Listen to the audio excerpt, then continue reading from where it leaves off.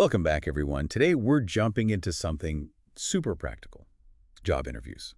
We've looked at a ton of advice, the stuff you find everywhere, Hmm. and we're cutting through all that noise. Yeah.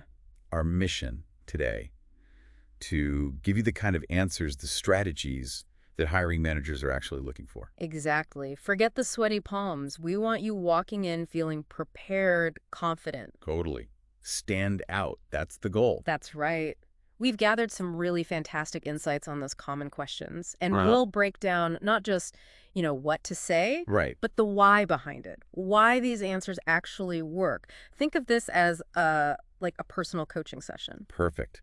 Translating your experience into answers that really land. Compelling responses. Okay, so let's kick off with the big one, the classic. Tell me about yourself. Yes. It sounds so simple, right? Yeah. But people really stumble here. They try to fit everything in.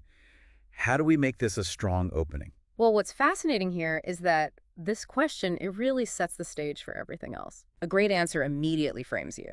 Like, self-motivated, driven, attentive, supportive collaborator, those kinds of things. So positive framing right away. Exactly. It Yeah. connects your skills, your qualifications, straight to what the job needs. Mentioning experience with small and large teams or time-sensitive projects, whatever fits. And it's not just listing skills, is it? It's about proof. Right. I like those examples, like being praised by my manager for always asking customers for feedback Yes. or volunteered to train new team members. That makes it real. That makes it tangible, exactly. And this raises a really important point. How do you signal future value? Okay. Not just what you did, but what you will do. Precisely. The advice here is excellent. Promising to be a great role model, taking responsibility for professional development, Right. and even saying you'll ensure a great return on my salary. It shifts from just talking about the past. And committing to the future with them. Exactly. Future commitment. Okay, next up. The age-old, why do you want this job? How do you answer that without it sounding like it's just about the money or the commute? Yeah, that's a tricky one. The crucial insight here is passion. Authenticity. Passion. Framing it like, this is a role I am genuinely passionate about, and, wanting that time to be spent doing a job I love, it shows real interest. It feels more genuine than just saying, it looks like a good opportunity. Much more. And then you've got to connect that passion to the company itself. Right. Working for a forward-thinking organization like yours. Showing you've done your research. Yes, where my skills and qualities will be used to great effect. It links your passion to their needs. And adding that bit about wanting growth and collaboration, like opportunities to diversify my skills and working with ambitious coworkers. That shows you're looking for more than just a paycheck. You want a place to grow, a professional home. Makes sense. Yeah. You're investing in them as much as they're investing in you. Okay, moving forward. Where do you see yourself in 5 years? This one can feel like a trap. How do we answer this well? Yeah, people get nervous about this one, but really it's about showing loyalty and ambition, but specifically within their company. Right, not just generic ambition. No.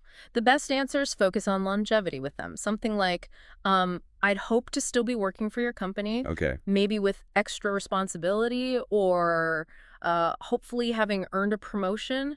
It shows you see a future there. And I like the part about committing to learning, too, saying you plan to complete lots of training courses, Yes. develop my skills and knowledge, become the go-to expert.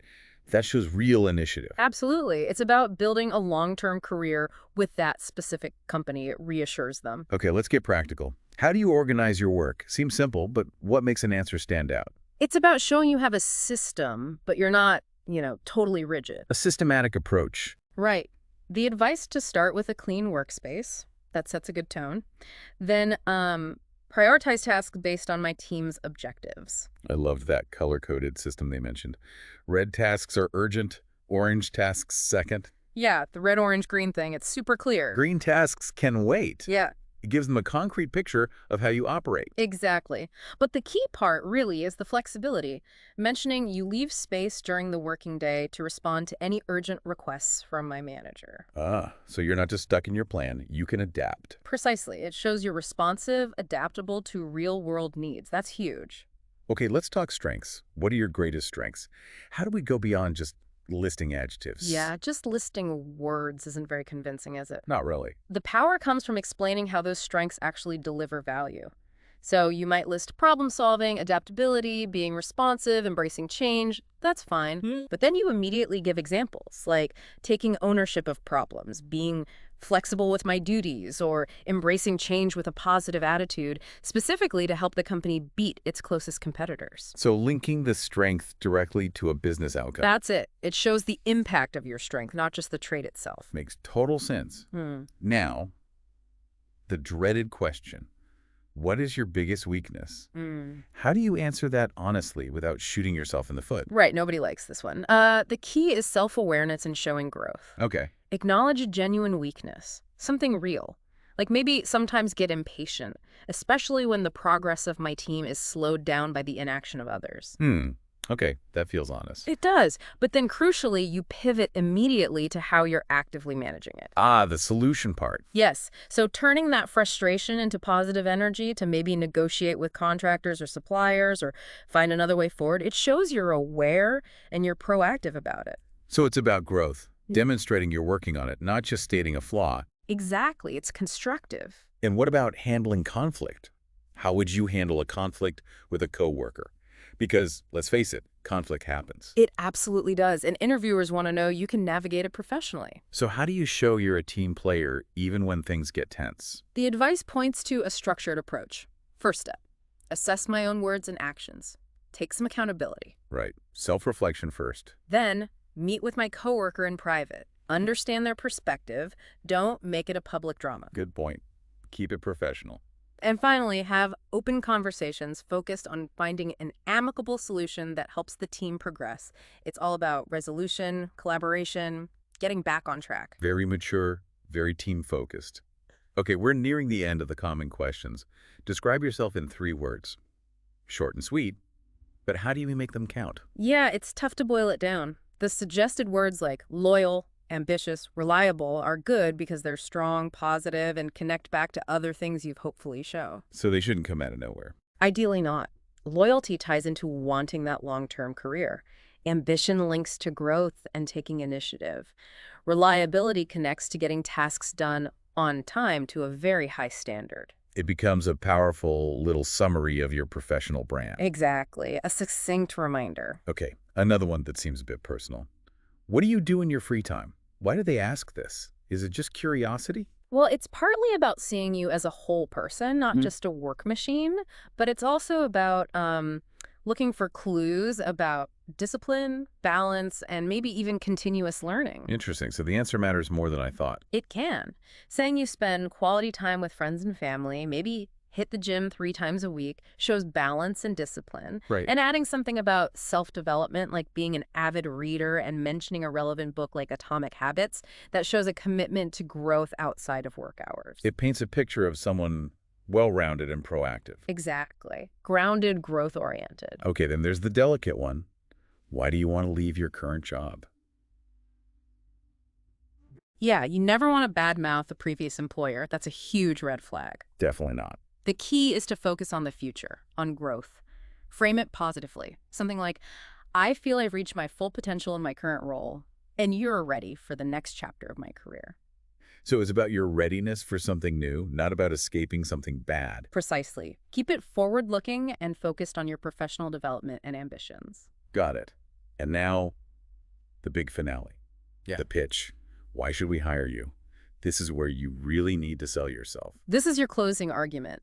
And the structure suggested is, well, it's brilliant. 3 core reasons. Okay, lay them out for us. First, you're ready-made for this position. You can hit the ground running with minimal supervision. That screams immediate value. Nice. Easy integration. Second, you always bring creative ideas. And crucially, give a specific example, like implementing that customer feedback form on the website. Proof, not just a vague claim. A tangible contribution you've made before. Love it. Yeah. What's the third? The third one is the real power move. Presenting a 30, 60, and 90-day plan. The 30, 60, 90. That shows serious initiative. It's incredible. It shows you've already thought strategically about how you'll succeed in the role. You're not just applying, you're planning your contribution. Wow. That shifts you from just being a candidate. To being a potential strategic asset instantly. Okay, finally. They always ask, do you have any questions for us? Hmm? This is your chance, right? Absolutely critical. Never say no. I think you've covered everything. Right. What are the best kinds of questions to ask? Focus on showing you're engaged, you're thinking ahead, and you want to make an impact. The two examples given are perfect. Okay. 1, what are the biggest challenges the team is currently facing, and what can I do in this position to help overcome them? Ooh, that's good. Shows you want to contribute solutions. Exactly. And 2, what advice would you give to the successful candidate who wants to excel in their work for your company?